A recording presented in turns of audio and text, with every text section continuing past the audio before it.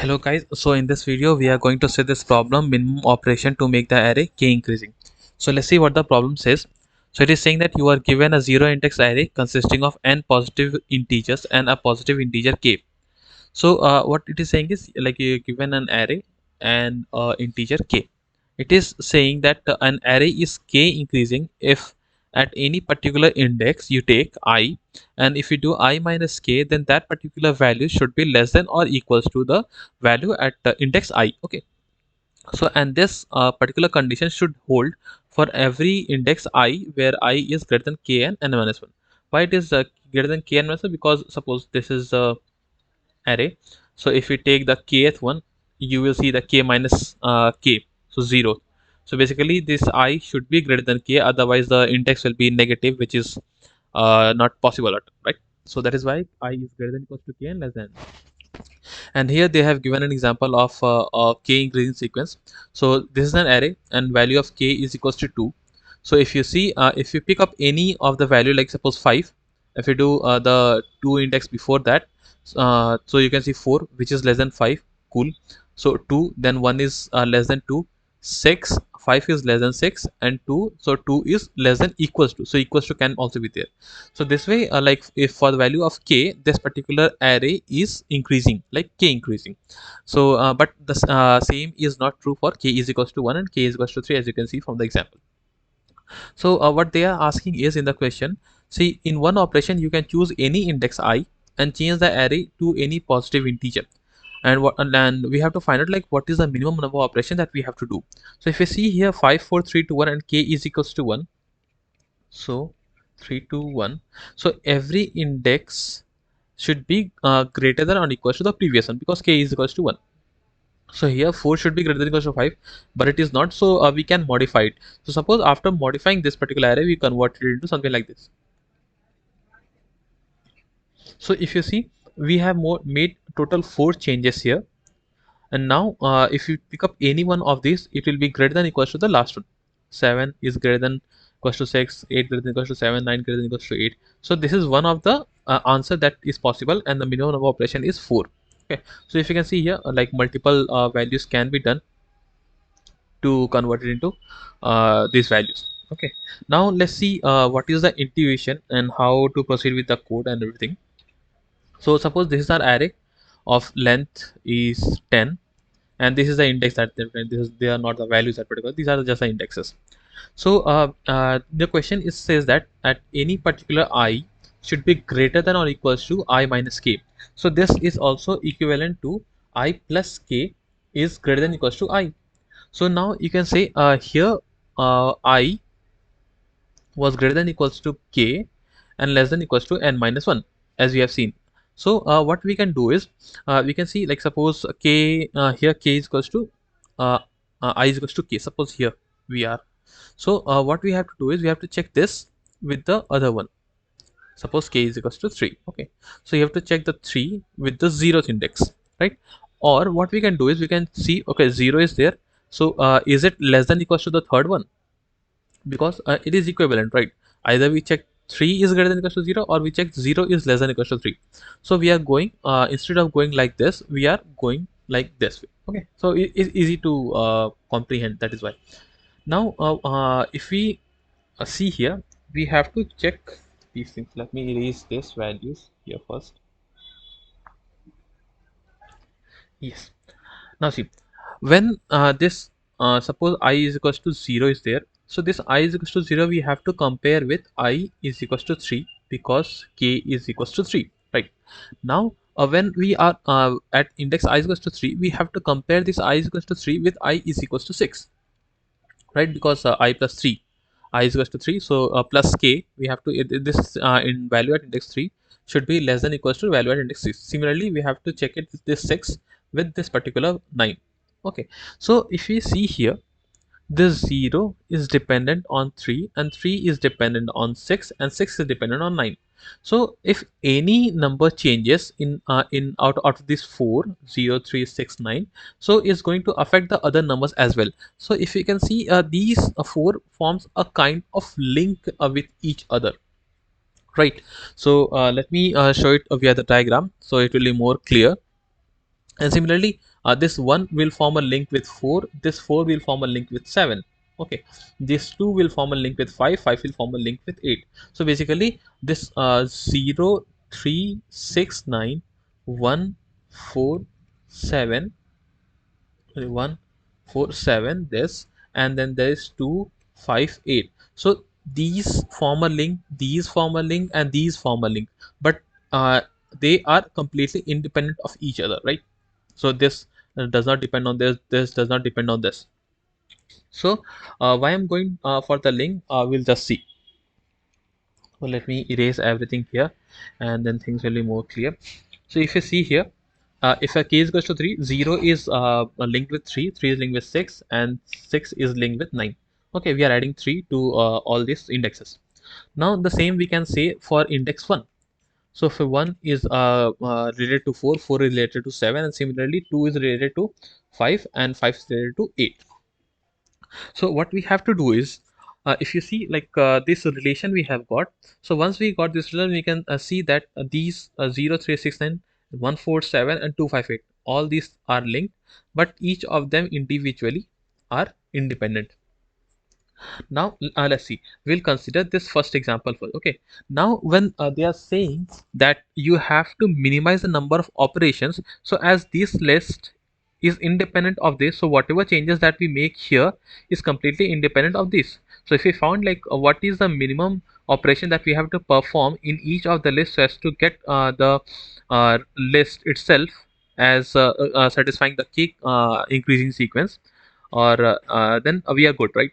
So let me take any of the examples. Suppose if we take any of the list. So if you see here, it is saying suppose we have taken any of the list, and this is the values that we have in that particular array: 1 4 3 4 4 3 5. Now if you see here, we have to do that. Now each of these values, this second value should be greater than or equals to the first one, and the third one should be greater than or equals to second one, like this.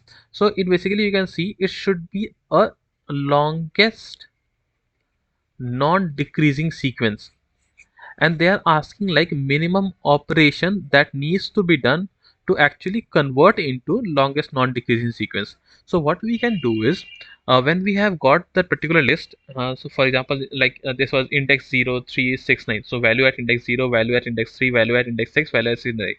So suppose we have got a list where these are the values at that particular indexes. Okay, 1 4 3 3 4. So now if you see, we have to find out the minimum number of operation that needs to be done. It means that if that many operations would not have been done, then whatever the array that we have got, that is non-decreasing, right? So what we are going to do is, we are just going to find out, okay, what is the longest non-decreasing sequence. So if you see here, longest non-decreasing sequence, it is 1 3 4 and then 5. So what are the two values that are not actually following this curve? Actually is 4 and this 3. So basically what we have to do is, we have to just what do you say, correct these 2 points, or basically we have to do two operations in order to convert this whole list as a longest non-decreasing subsequence. Okay, or not decreasing sequence. So that is what we actually have to do here. So that is why this problem says, or some, or like most of the people say that this is a variation of longest non-decreasing sequence. Okay, so why is it? Because we find the what is the longest one that we get, and what are others left. Suppose 1 2 3 4 5. 5 is the longest sequence we get, and these two are they are not. So basically how many corrections we need to make is equals to total length of the array minus the length of the longest non-decreasing sequence that we get. So this many correction we have to bring. So total there are 3 4 7 are there, and 5 we have got as a longest non-decreasing sequence. So basically two corrections we have to make, and this is the minimum number of correction, because we have find out the longest non-decreasing sequence. Okay, so if we can do this particular operation, or we can find out the longest non-decreasing sequence for each of the list. Suppose there are three, right? So each of the list we can find and add them and get an answer. So this is basically what we are going to do. So let's take an example that we have in the problem itself: 4 1 5 2 6, and k value is 3. So basically 0 is connected with 3, 1 is connected with 4, and 2 is connected with 5. Okay, so basically 4 and 2 are connected, and when we are doing that operation, when we found in the finding the longest non-decreasing sequence, we will get either 4 or we can take either 2. So like the longest non-decreasing sequence is 1, length is 2, so what value we are getting? 1. Similarly, if you see 1 6, it is already non-decreasing, so for this we will get 0, and for this 5 2, we can see like the longest non-decreasing sequence is 5 or 2, so the value that we'll get is 1. So we'll add all of them and we'll get our answer 2, and that is our answer that is given in the problem. Okay, now let's see the code actually how we are going to proceed. So as I have told, we are first going to accumulate the related values in a list, and we are going to, so first accumulate. Okay, accumulate into lists. What we are doing, for each of list we run longest non-decreasing sequence, we get the length, then total length of list minus longest non-decreasing sequence length, right? And this will be our answer, and we'll add all those answers. That will be our answer. So let's see the code here. So basically this is our main function that will be called. So you can see we are starting from 0 and going up to k minus 1, because our I was greater than equals to k and less than equals to n minus 1. So basically if we go from I is equals to 0 and we do k plus 1, we are going to get all the related ones. That is why I'm starting with 0 and going up to k minus 1, because from I we can, the first when I is equals to 0, the first one that we will touch is at value k. Okay, and if the first one if we go from 1, we'll touch the k plus 1. So the one up till which we have to go is k minus 1, up till that particular part. That is why from 0 to k minus 1. Now with the list, I have added a list where I have added the initial value, suppose 0, and then we are going over the whole length of the array where index is equal to I plus k. We are adding it to the list. You can see the array at index, and then we are adding k again. So initially 0, so we have added 0 here, then we have done I plus k, that is at k, and then we are checking index should be less than array length, then we'll add that array index to the value, that is k will be added, then we'll do plus k, that is here it will be 2k, and then 3k, and similarly we'll add to the list. Once we have added all to the list, what we'll do is calculate the minimum. So we are doing, we are just converting it to an array. Okay, nothing else. From list to array we are converting it. So you can see calculate minimum, we are passing an array, and this we are first calculating the length of the longest increasing sequence. Actually it should be longest non-decreasing sequence. Okay, the name. So here we are passing the array and we are getting the length out of it. So this is this is altogether a different algorithm, longest non-decreasing sequence, and this takes like n log n time. Normally the longest decreasing sequence take order of n square, but here in the problem we need to use this n log n, otherwise the time will we'll get it yearly. So this is for another discussion. You can find the videos on YouTube and you can go through it. So basically I've used this, we are getting the length of it, and then we are returning the length of the array minus what is the longest non-decreasing sequence we are getting. So that many corrections we have to make. So once we return that particular corrections, we'll add it to our final answer. So initially answer is 0, we add final answer and then return that particular answer. Here inside this particular thing, we are using the upper bound. So for that also the code is here, which I'm not going to discuss. These are some of them are already present, like for in C++ we have also already an inbuilt function, upper bound and lower bound. So basically I'll you can see this code in the description and go ahead and check that code. So just wanted to say these are the things that we are actually doing, nothing else. So let's submit this code and see if we, the same code I've already submitted once, so let's see if it works. So yeah, it got submitted and this is the result. So the link to the code you can find in the description, and just let me know how you have liked the video and if you have understood anything. Okay, thank you.